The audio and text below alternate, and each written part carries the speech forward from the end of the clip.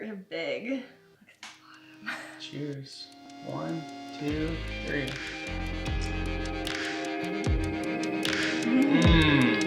That icing.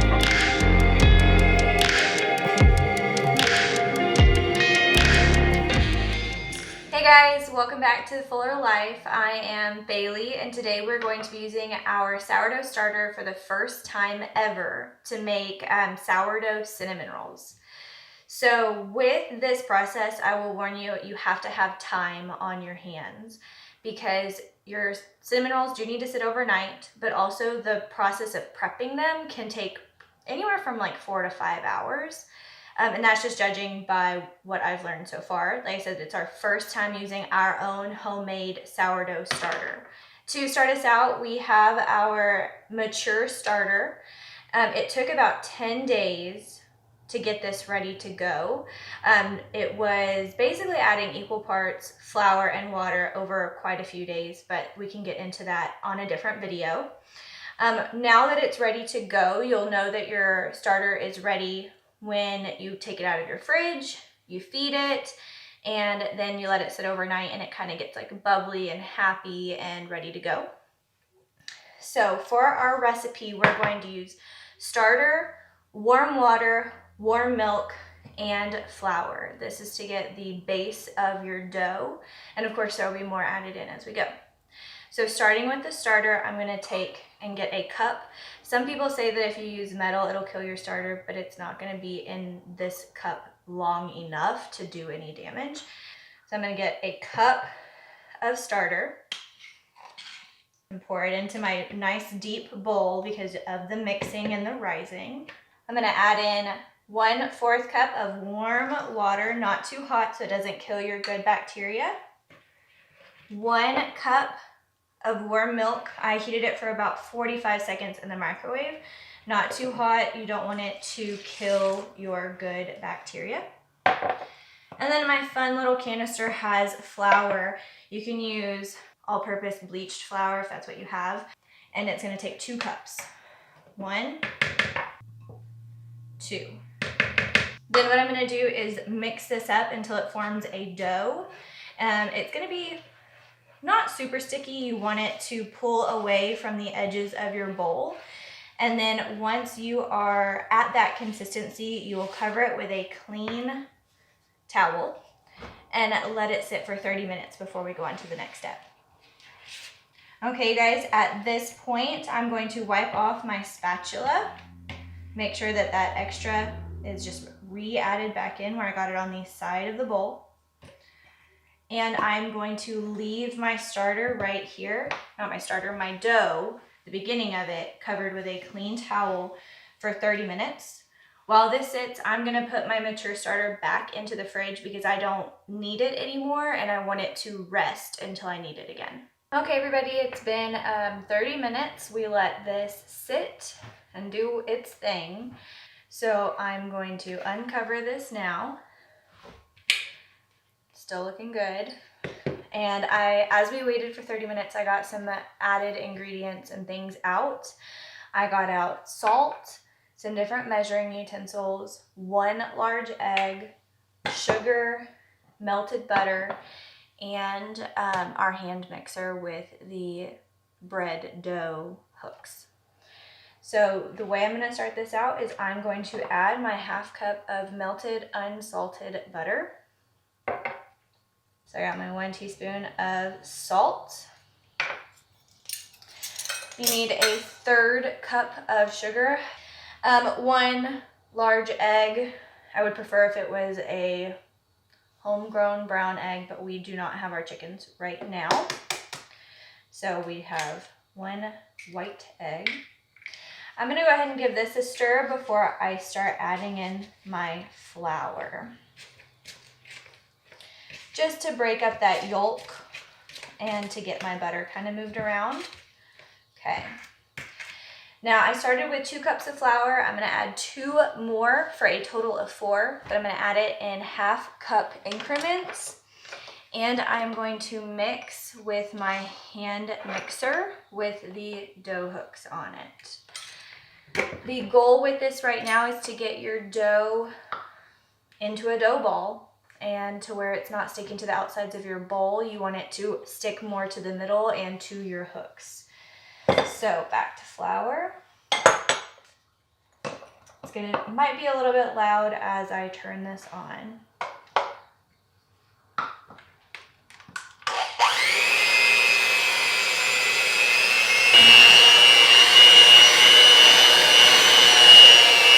Okay, you can see it's still pretty wet, so I'm going to add another approximately half cup of flour and do it again until it starts to pull away from the edges and ball up in the middle.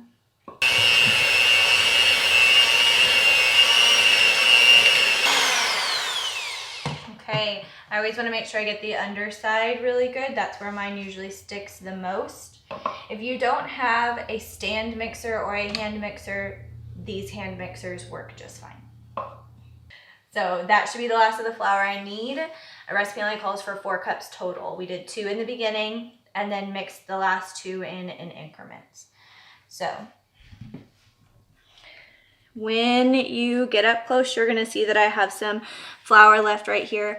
I don't care. I don't have to be conservative with this right now.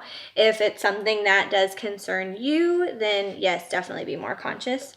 You can see that it is a definite dough ball. It is not sticking to the sides. It's not sticking to my hand. I'm just kneading a little bit. Right now, if you have a fantastic helper, then one thing you're gonna want them to do is to grab out a clean bowl, coat that bowl in a not flavorful cooking oil. I used a vegetable. That way that you have a spot to put your bread dough next. So I have my bowl all ready. My preference when making bread is to use my ceramic bread bowls. I have coated it in a vegetable oil. That way it's not something heavy in flavor. I would not use olive oil or avocado oil. Coconut maybe, but I just go with trusted old vegetable oil. I'm gonna move my dough ball. You can see that it is a beautiful, not sticky ball. I'm going to put it inside here. And because I left a little bit of extra oil inside, I'm gonna make sure that I get my dough good and coated. I do have a little bit of extra oil in here, so once my dough is coated, I'm just gonna pour that excess oil out into this cup that I have to the side. Okay, now I'm going to cover this with a clean towel and it's going to rest for an additional 30 minutes before I do anything else. All right, see you then. Okay, you guys, we are coming back from our second 30-minute wait. So that means on top of the mixing and the adding that we've done, we've also let our dough sit for an initial 30 minutes, mix and sit again. Now what we're going to do is a technique that I like to call the fold and flop. So I'm going to uncover this. Remember, our bowl was oiled with some not flavorful oil and our dough in the middle. So I'm gonna start by taking a corner like this, fold it in, take the next corner, fold it in, and I kind of stretch, fold it in, and last one, it's kind of big, I'm gonna fold it in, and then I'm going to flop it over so those folds are on the underside. We are going to let it sit for 30 minutes and do it a second time. Then we're going to let it sit for an hour, do it a third time, and then honestly another hour and do the fold and flop a fourth time. At this point, I could have already lost you with how long this process takes, but you have to remember that this is sourdough, and instead of using a little instant yeast package, this is from a sourdough starter. And if you think about how long a starter takes to mature, then taking your time to nurture your dough and rise your dough, it's really beneficial to do, not only for the taste of your product, but also sourdough is a lot better for your gut health. So it depends on the investment that you have in what you're making. I will cover this back up and see you again in 30 minutes.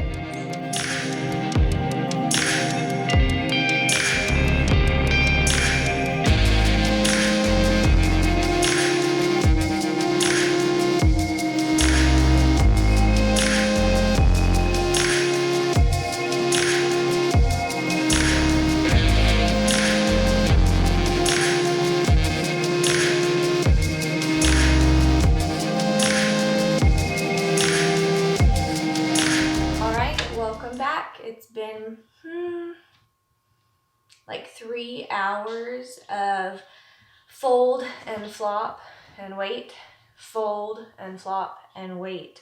So now we are at the end of that last 60-minute wait, and I'm gonna start getting the filling of things, or the filling of the cinnamon rolls ready. Before I started, I buttered a 9x13 pan pretty heavily with unsalted butter. And then I got some stuff out for us to use. You want a 1/2 cup of your regular sugar, or whatever your sugar preference is, and a 1/2 cup of brown sugar. For this, I'm using dark brown sugar. I'm going to combine those together. Then I'm going to take some cinnamon, and I'm going to put 1 tablespoon of cinnamon into this mixture. Let's see if I can do this. I mean, I like cinnamon. Never hurt nobody. Yeah, that's pretty good. All right, now I'm going to stir this up. This is what I'm going to put onto my dough to roll into the middle to make that delicious cinnamon roll.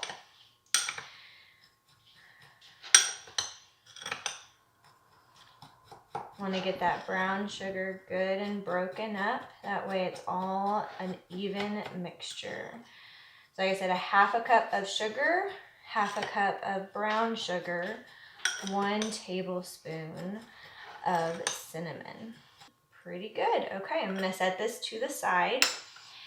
And then now I'm going to get my surface ready for my dough. I want to put a little bit of flour on here, just so that my dough doesn't stick too terribly. There we go. That's where oiling or greasing your bowl comes in handy. Now I'm going to use my nice wood rolling pin. I'm going to get it a little bit floured up. And I'm going to use it to smush out, roll out my dough to a nice even layer without overdoing it. If you find that your rolling pin sticks like mine is right there, just take it up, get a little bit more flour,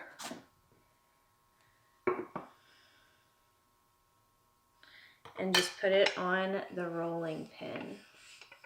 This will help it be more non-stick. I'm gonna leave that right there. There we go. Now what I'm gonna do before I put my cinnamon sugar mix on is I've got an egg wash right here. It's 1 egg, and I'm going to move it around, brush it on our dough. So you can see I've used probably about half, maybe 3/4. I'm thinking more half. I'm gonna set this brush to the side. It'll be handy in a minute. And get my cinnamon, sugar, and brown sugar mixture and start just generously spreading it around. Now this is going to be a recipe with a lot of sugar. What this is going to do overnight as it sits in the fridge is the sugar is going to melt a little bit, just naturally it will. And as it does, it will sink to the bottom of your pan and create a ooey gooey bottom, kind of like what you would expect from like Cinnabon, like with those nice gooey bottoms. And I'm going to start to roll my cinnamon roll, and I want to roll really tightly. So it's going to take me a few minutes to get this good and tight. I'm kind of pulling and tucking, pulling and tucking. One good thing about this is that once you've got it in a roll and you've pinched off your ends, you're going to kind of tug and elongate your roll to make sure that it's nice and even all throughout. It's kind of like Play-Doh. It's making my inner child heart very happy.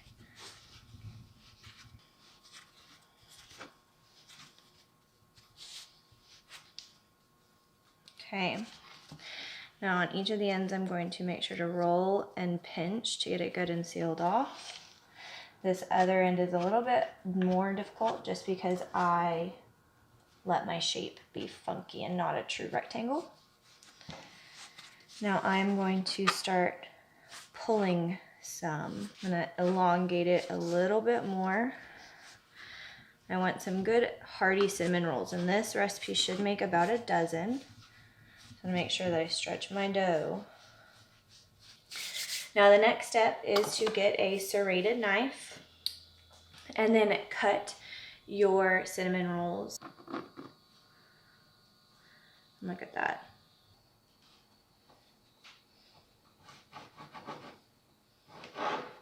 I want to make sure that they are approximately all the same height. So cutting them that like 2 inches, or if you decide on 1.5 inches because you want to make more, just stay consistent.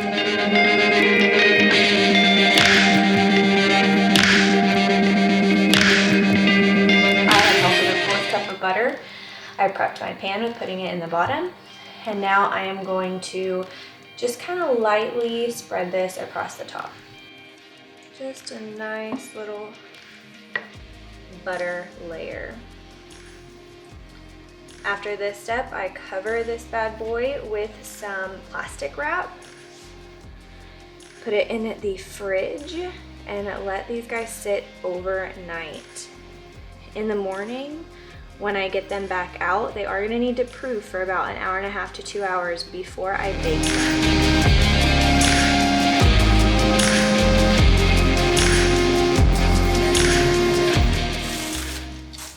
Okay, and now I'm gonna make some room in my refrigerator and let these sit overnight.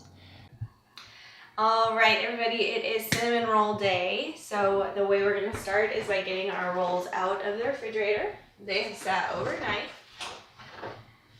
And now it is time to let them proof. Now, one trick that I have heard about is to preheat your oven to the lowest level possible, lowest temperature possible. And once it's preheated, turn it off, let it sit for a few minutes. And then what we're going to do is turn our oven light on and put this inside, but it's still a little bit hot. So I'm gonna give it probably 2 or 3 more minutes and then let it proof in there. I'm gonna have to keep my eye really well on it because you don't want your cinnamon rolls to get too big, but you want them to start to fill the pan as they proof. Now, one thing I talked about last night was melting sugar. You can see it on the bottom. That's gonna give you that sticky bun bottom. Okay.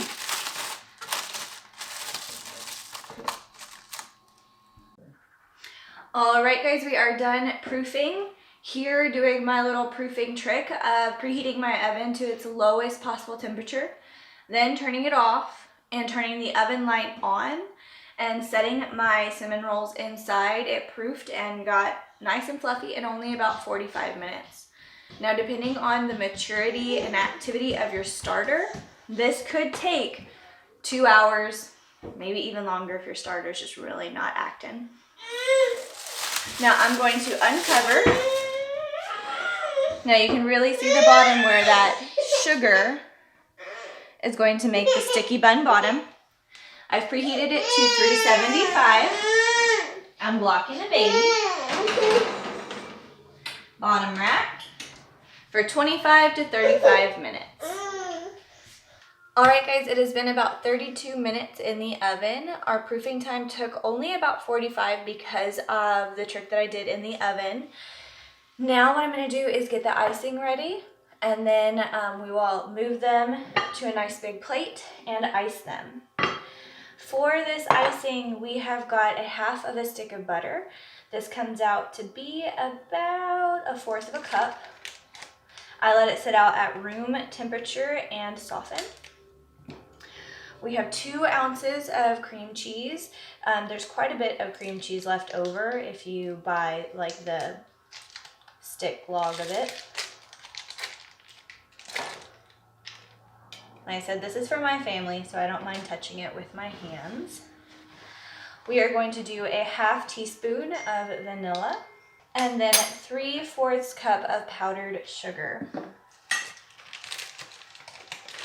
Now, before I add my powdered sugar in, I'm going to take my hand mixer with the regular mixing things and kind of spin these around together. Just to get them mixed.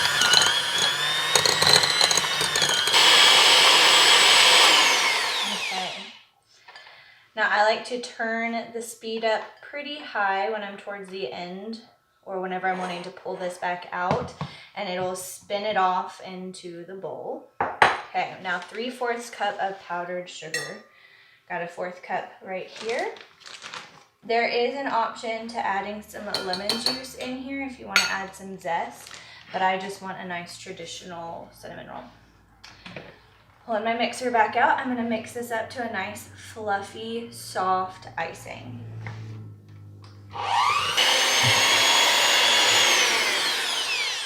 Okay, see, it's very whipped and soft.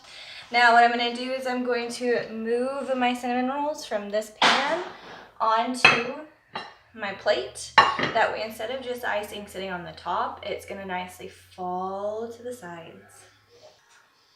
I like to just put a dollop of icing on all of them to start, and that icing is going to melt.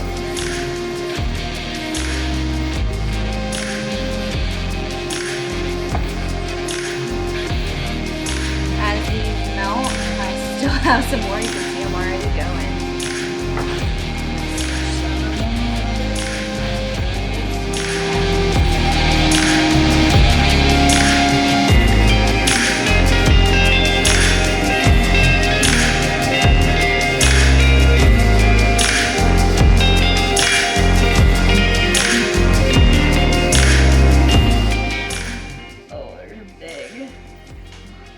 Cheers.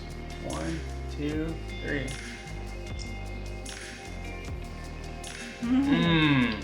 That icing. That's good. It's like bubbly and fluffy.